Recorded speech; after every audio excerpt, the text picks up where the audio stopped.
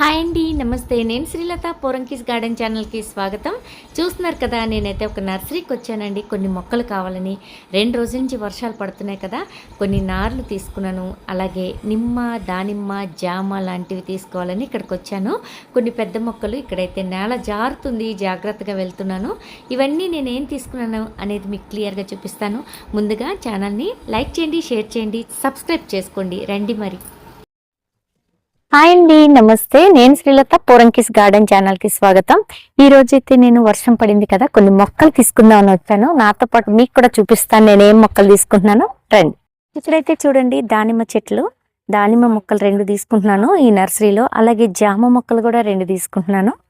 ఇవి చూడండి,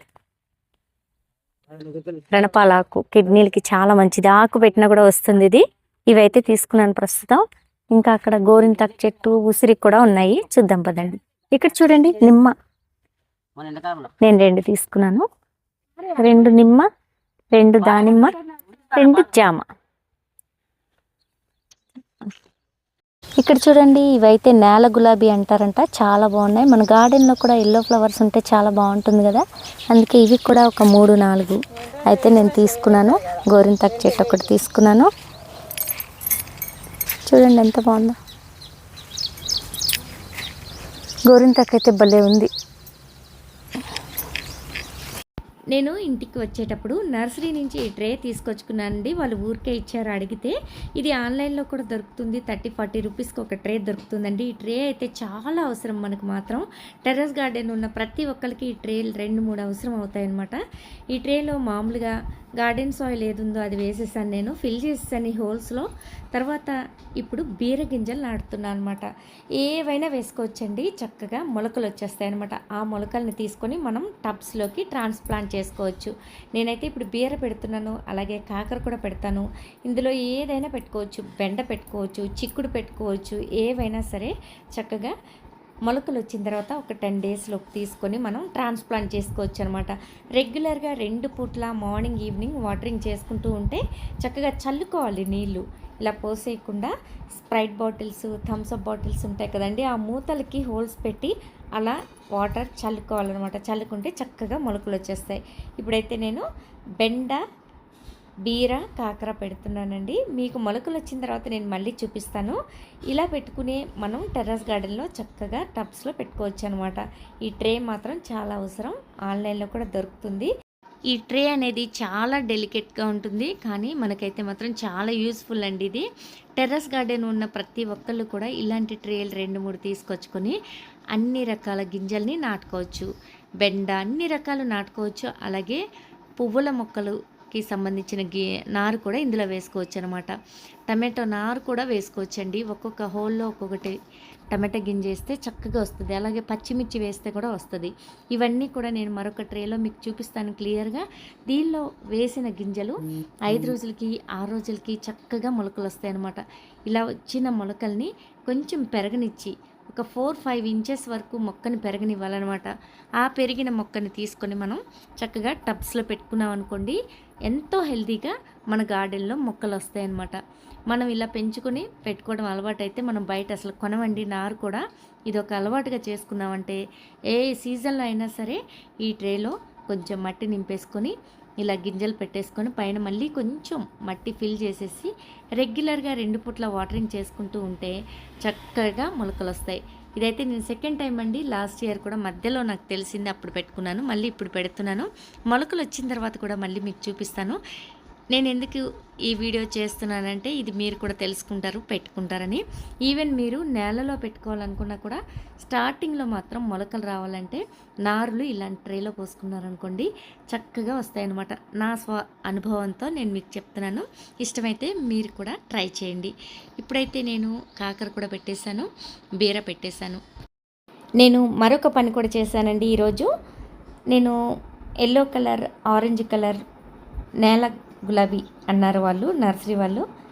ఈ మొక్కలు తెచ్చాను కదా, వీటిని నేను హ్యాంగింగ్ పాట్స్లో పెడదాం అనుకుంటున్నాను.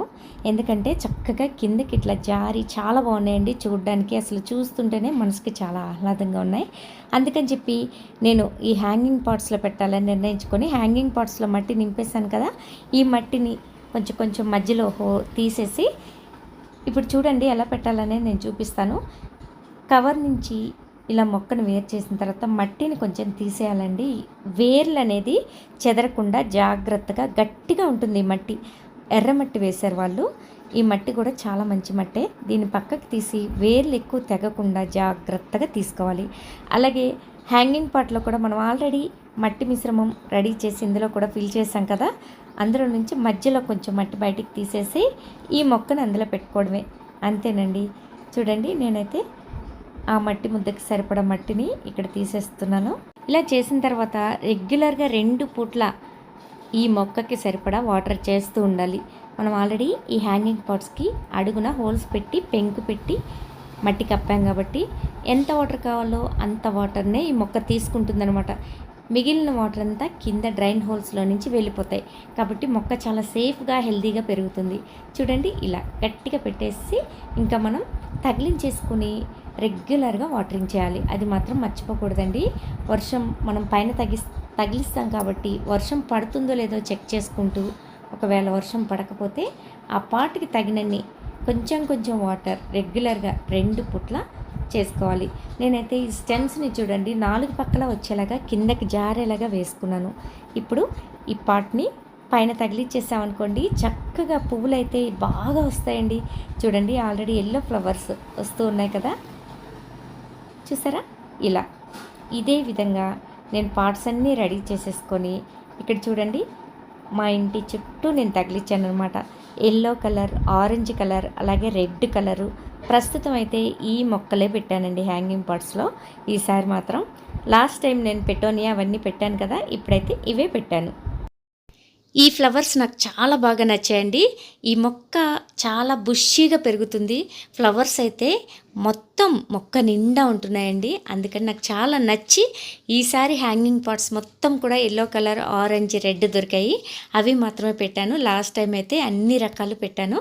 నాకైతే చాలా హ్యాపీగా ఉంది. అలాగే నేను తీసుకొచ్చిన పపాయ, జామ, దానిమ్మ, నిమ్మ ఇవన్నీ కూడా నాటేసుకున్నానండి. చూడండి ఇలా నాటేశాను నేను. జామ అయితే తైవాన్ జామ కదా, చూద్దాము. దానిమ్మ చెట్టు, తైవాన్ జామ 3 తీసుకున్నాను. ఇవన్నీ కూడా చక్కగా నాటేశాను. 8 మంత్స్లో కాపు వస్తుందని చెప్పారు వాళ్ళు. నేను నాటి ఇలా చుట్టూ పాదులు తీసి రెడీగా పెట్టుకున్నాను. ఇదేనండి ఈరోజు వీడియో. మీకు నచ్చితే తప్పకుండా లైక్ చేసి, షేర్ చేసి, సబ్స్క్రైబ్ చేసుకోండి. బెల్ ఐకాన్ ఆన్ చేసి పెట్టుకుంటే నేను పెట్టే వీడియో ప్రతిదీ మీకు వచ్చేస్తుంది. Thanks for watching. నమస్తే.